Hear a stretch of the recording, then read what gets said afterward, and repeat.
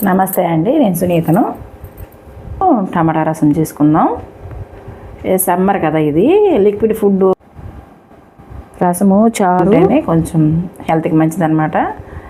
నేను ఇప్పుడు టమాటా రసం చేస్తున్నానండి. ఇది ఫంక్షన్ స్టైల్లో చిక్కగా తిక్కగా బాగుంటుంది. దానికి కావాల్సిన 3 టమాటాలు తీసుకున్నానండి. కందిపప్పు ఒక గుప్పుడు చాలండి. దాన్ని ముందే కాస్త కడిగేసి నానబెట్టుకోవాలి. ధనియాలు 2 స్పూన్లు, జీలకర్ర 1/2 స్పూను, ఒక 20 మిరియాలు, కొంచెం ఒక రెమ్మ చింతపండు, 2 ఎండుమిర్చి. ఈ కందిపప్పు కడిగేసి నానబెట్టానండి. ఒక గిన్నె తీసుకుని గిన్నెలో వేసేసుకుందాం. ఇవన్నీ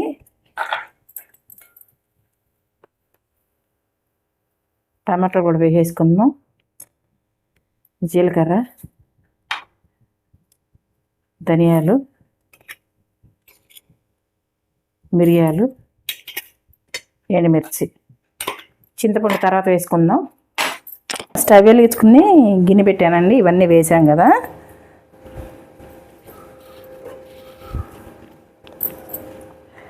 దీంట్లో ఒక గ్లాసు నీళ్ళు పోస్తున్నాను. అవన్నీ ఉడకాలి. ఒక 5 నిమిషాలు వేడి చేసుకుందాం, ఉడకబెట్టుకుందాం. చిగురు పసుపు వేసుకుందాం, మూత పెట్టేసుకుందాం. ఒక 5 మినిట్స్ ఆగుదాం. 5 మినిట్స్ అయ్యిందండి, తీసి చూద్దాం.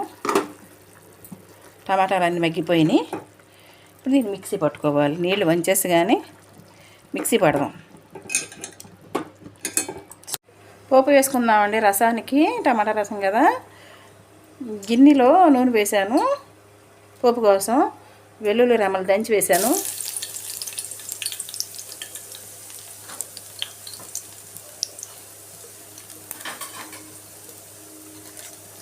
కాస్త మెంతులండి,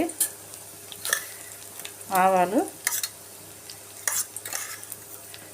జీలకర్ర.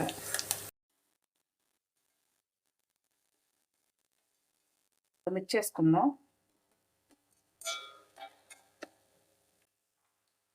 కాస్త ఇంగువ,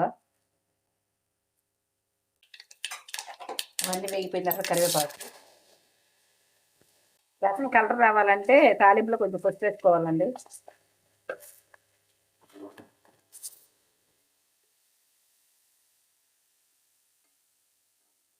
వేగిపోయింది. మనం మిక్సీ పట్టుకున్న ఇవన్నీ ఇందాక ఉడకపెట్టుకున్నవన్నీ వేసేసుకుందాం.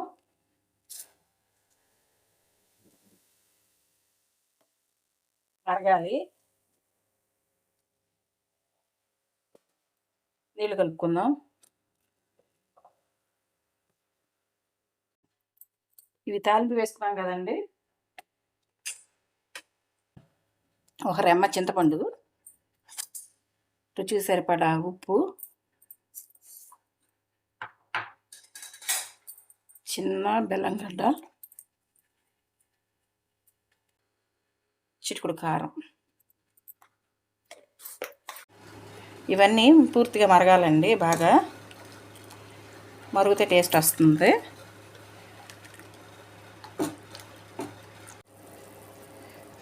చూసారు కదండి రసం ఎలా మరుగుతుందో. కలర్ కూడా బాగుంది కదా. ఇలాంటి రసం చేసుకున్నాం అనుకోండి, చూడండి థిక్నెస్ నేను చెప్పిన విధంగా చేస్తే ఇలా థిక్నెస్గా బాగుంటుంది. పప్పు చారుతో కూడా పని ఉండదు. ఈ వేసవికాలం ఇలా పెట్టుకున్నాం అనుకోండి, ఒక ఆమ్లెట్ కానీ, చిన్న ఏపుడు కానీ, 4 వడియాలు కానీ వేసుకుని ఇలాంటి రసం వేసుకుని కూడా తినేసేయచ్చు. అంత బాగుంటుంది ఇది ఇలా చేసుకుంటే. ఫైనల్గా దీంట్లో మరిగిపోయినాయండి. ఒక 5 మినిట్స్ మరిగిపోతే సరిపోతుంది. ఎందుకంటే మనం ఆల్రెడీ అన్నీ ఉడకపెట్టేసుకున్నాం కదా. టమాటా కానీ, ఆ కందిపప్పు కానీ, ఆ ధనియాలు కానీ హాఫ్ బాయిల్డ్ అయితే సరిపోతుందండి. వగరపోతుంది అలా ఉడకపెట్టుకోవడం వల్ల. ఇప్పుడు చూడండి, నేను కొత్తిమీర వేసేస్తున్నాను. అయిపోయిందనమాట. స్టవ్ కట్టేసుకుందాం.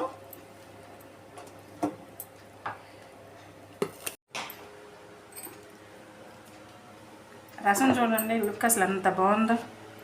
మనకి ఫంక్షన్లో ఇలాగే చేసి పెడతారండి. చూడండి అసలు ఎంత బాగుందో. ఇది మనం ఈ రసం ఒకటి చేసుకుని సైడ్ డిష్గా ఏదన్నా కర్రీ ఫ్రై చేసుకుని తినొచ్చు. చూడండి.